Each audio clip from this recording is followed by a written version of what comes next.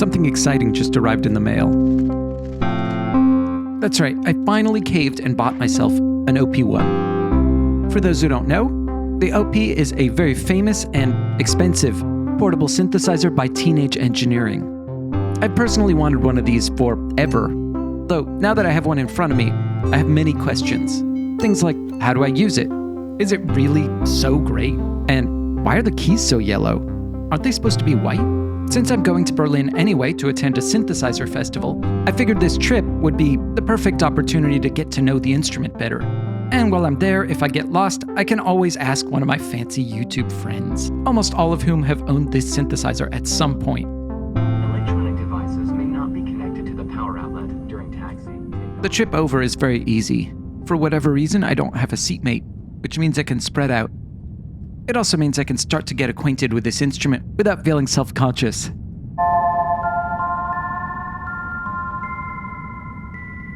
I quickly discovered that the sound volume on this thing is very low, and the noise of the engines is substantial. In order to really hear what I'm doing, I have to turn it all the way up. I wasn't trying to compose a lullaby for myself, but within about 20 minutes, I'm fast asleep. When I wake up, it's time to disembark.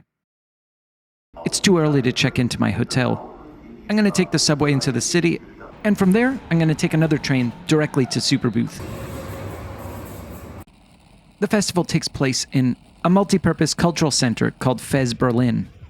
It's basically a park with a few buildings in the middle. As I walk up, some people are trying to use this giant metal sculpture as a percussion instrument.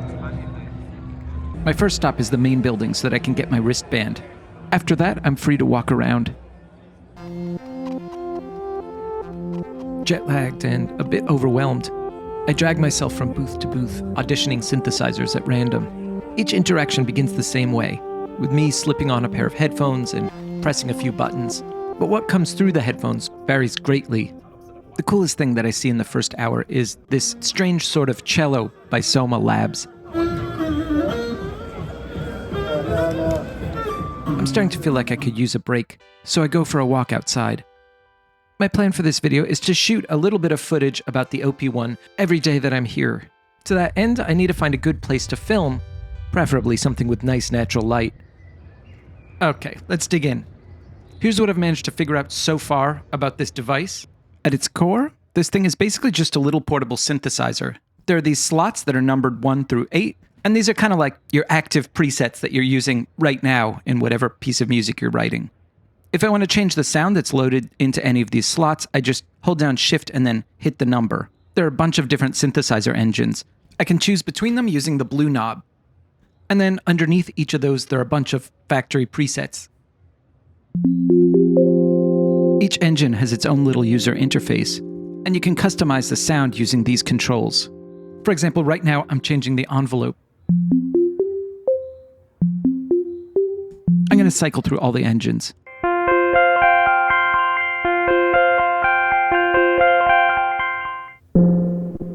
This one's interesting.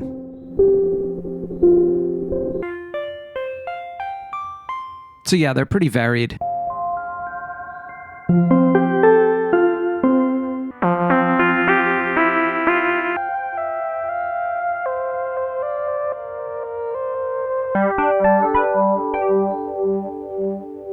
When I find a sound I like, I can record some music using the tape recorder module. Which brings us to one of the key points of difference with the OP-1. Most portable music devices store the music that you write as a sequence of notes. This is powerful because it means that if you play a note you don't like, you can go back and delete it or fix the timing or whatever. In other words, they allow you to sort of retroactively rewrite the script on your piece of music. And it's because of this that people are able to use those devices to write music that's more complicated than anything they could possibly play. Well, the OP-1 does not work like that. If you play a note you don't like, tough. You have no choice but to go back and re-record it. Okay, my phone just buzzed. It's time to get back to Superbooth. I'm trying to find my friend Jorb. He said he was in this area, which is called the Bungalow Dorf. I check out the Buchla booth as well as this cool setup from Sound Freak. I finally find him at the Frapp Tools booth, playing a new synthesizer called Magnolia.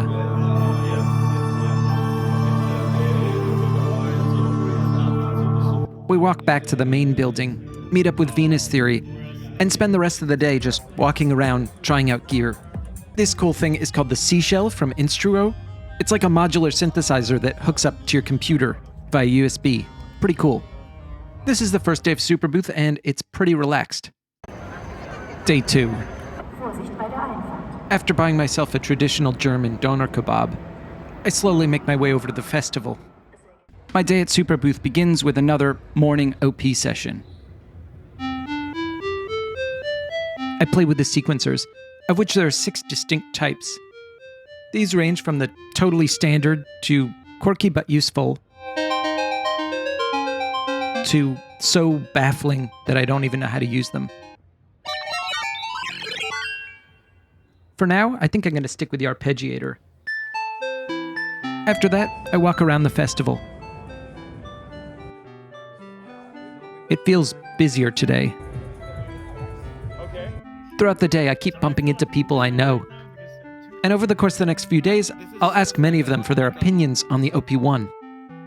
I think when it came out, nothing was even close to looking like that. It was teased for a long time. I ordered it like the same second because I've been looking at this magical thing. They were well before their time. How different it must have been in 2010 to see something that's small and looks cool that is 4 tracks of audio.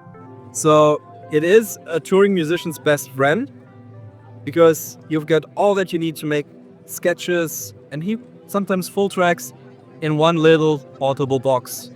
It's portable, visually easy to understand. It was a playful device. It was kind of fun. It wanted you to kind of experiment and just try different things on it. A wonderful interface and aesthetics that translate well to anything film, to video and to pictures. One of the cool things that comes with asking other YouTubers about the OP-1 is that after talking with them, I can go back to my hotel room and watch the videos that they've made about the instrument. Cuckoo's first real OP-1 video is from 2011, and it's just him unboxing it and using it for the first time. His enthusiasm is infectious. Meanwhile, Heinbach has a video from 2018 in which he shows off his unconventional OP-1 sampling technique. As you can see, it involves a reel-to-reel recorder. By the way, both of these artists have sample packs for the OP-1 available on their respective Patreons. Of course, what Heinbach said is right.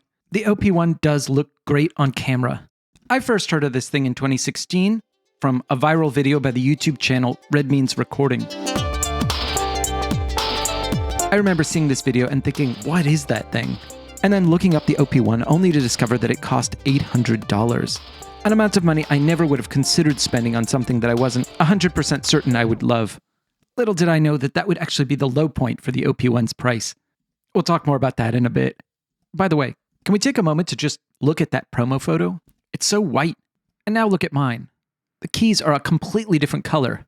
It's like everybody else has a synthesizer from the future, but mine somehow looks like it's from the 70s. All of which raises the question, how old is my OP-1? And at what point does something become vintage? Heinbach tries to help me answer the first question. Yes, I would say this is like 2014, 2015 vintage. I can get by the print because the print doesn't rub off. Yep. So this print, like in the old ones, this is like immediately rubbed off. Okay, let's see how close he got. Teenage Engineering has a van set up. I decide to ask them about my instrument. As you can see, it has these sort of yellowed keys here.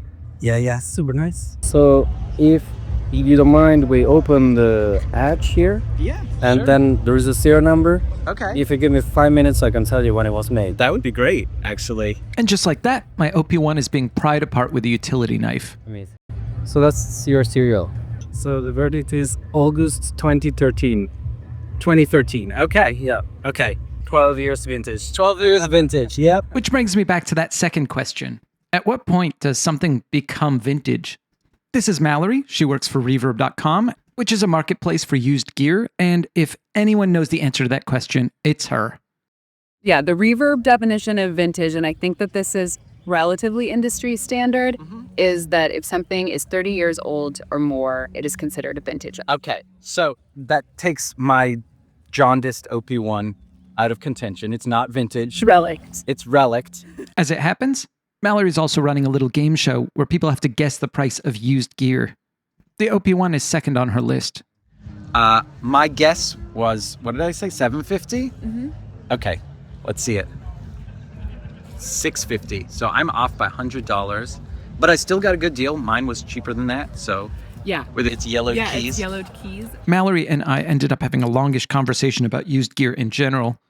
I learned from her that Reverb has been tracking the price of OP-1s on the used market for years. Not only is it the number one selling groove box on the site, but its price has fluctuated a lot over the years. Remember when I said that I had learned about the OP-1 in 2016 from a channel called Redmayne's Recording? Well, so did a lot of other people. Jeremy, who runs the channel, is an extremely talented producer, regardless of the gear he happens to be using. The OP-1 just happened to be the perfect vehicle for his talents. As channels such as his continued to upload viral videos, sales of the OP-1 soared. Eventually, Teenage Engineering ran out of the parts needed to make the unit, and for a couple of years it was off the market completely. During that time, the cost on the used market skyrocketed. When it came back, the price of new units was now an astonishing $12.99, an increase of more than 50%. And suddenly, there was a backlash. It was the same device as before, but now you start to see people calling it a toy for rich people. By the way, it is worth mentioning that TE also have a series of much more affordable products, the pocket operators, so they're sort of making things at both ends of the price spectrum. Anyway, 3 years ago, the successor to the OP-1 was announced, the OP-1 Field, and that has a price tag of $2,000. Again, I saw lots of Reddit posts calling the company arrogant and out of touch. But for me, it was great news, because it meant that on the used market, the price of the original device would start to come down. In other words, I would finally have a chance to try out this device I had been coveting for nearly a decade. By the way, I did get a chance to try out the new OP-1 Field. This is the OP-1 Field up here.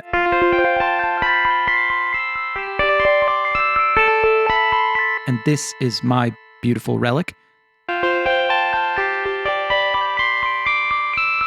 I only played with it for a few minutes, but it did seem very, very similar to the original, but with some notable upgrades like better reverb and all the tracks are stereo instead of mono. One aspect of the OP-1 that I have yet to try out is the sampler, and I know just the perfect thing to sample. In this park, there's a narrow gauge railway that's run by children, and every so often it announces its presence with a train whistle. Here's a quick bit of history on this. Before the reunification of Germany, this whole complex was an activity center for children. Under communism, the children's youth programs were called the Pioneers, and this was called the Pioneer Palace. And the train was called the Pioneer Railway. I didn't know it, but apparently having kids learn how to run a train was a really common thing in Soviet countries. Anyway, I spent a good deal of time yesterday chasing after this thing while holding up the OP-1, hoping to capture the exact moment when the whistle blew. I came back empty-handed. It was only when I got back to the hotel last night that I realized that I do have a recording of the train whistle. It just comes from this video footage. So I quickly imported the footage, and after doing some basic cleanup, exported the audio to the OP-1 in time for my morning jam. Here's what the sample sounds like. The sampler lets you change the start point and the loop points, and if you want, you can even use the built-in LFO to modulate them. You'd never know that was a train whistle, would you? I think the delay helps a lot. Okay, let's try to make some music with this sample. I'm going to switch to drum mode. And I'm just going to put down 4 bass drum hits as a metronome. I'm going to record them on track 1. Next, I'm going to switch to our train whistle sample.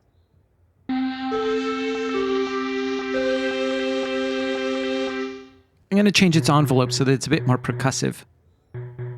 I'm also going to put together a super simple sequenced pattern. I'm just going to record this as a single note over and over again. Once I've got that recorded, I switch to track 3 and record another layer on top of it.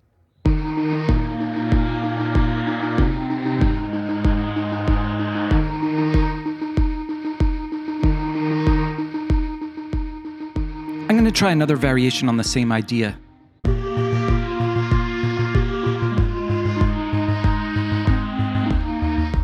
There's always something neat about going to a place and coming home with a sample, a little audio souvenir of the trip. As I ride back to my hotel on the last day of Superbooth, I feel grateful for having had the chance to come to this festival, to see my friends, as well as to get to know this iconic little instrument. So far, I'm liking it more and more. If I had to give it a rating, I'd say maybe like an 8 out of 10. Certainly, the design is brilliant. The aesthetic leverages nostalgia in a way that feels useful. From the primary color scheme, to the tape recorder idiom, to the choice of presets, many of which sound straight out of the 70s or 80s, the whole thing feels like a futuristic repackaging of the past. And if it evokes some fondly remembered children's toy, this also helps to make it approachable. Of course, the OP-1 is not a toy. It's quite deep, actually, but it's been cleverly designed so that you're not exposed to all of its functionality at once. You can learn things bit by bit. With each passing day, I become more accustomed to the workflow, as well as to its quirks. Of course, as we've seen, all that clever, inspiring design comes at a premium. And ultimately, I think people's enjoyment of this instrument will depend largely on whether or not they can make peace with the tape workflow. I'll let some of my YouTube colleagues have the last word. I think that the OP-1 actually forces me to become a better musician because of the tape workflow in a way. You become one with the audio tracks. There's something very nice with knowing that what you put down on the tape is what is gonna be on the tape. It forces me to trust my instincts when I'm recording, because once you recorded certain things, especially if you overdub them, that's it. It's the audio. You recorded the audio and now it's there. Not that much stuff, even Synth has done that part of it. They want to be small and they want to be cute and they want to be Instagrammable. There's nothing that really rivals that simplicity and elegance and all in one. Yeah, it's many little pieces together.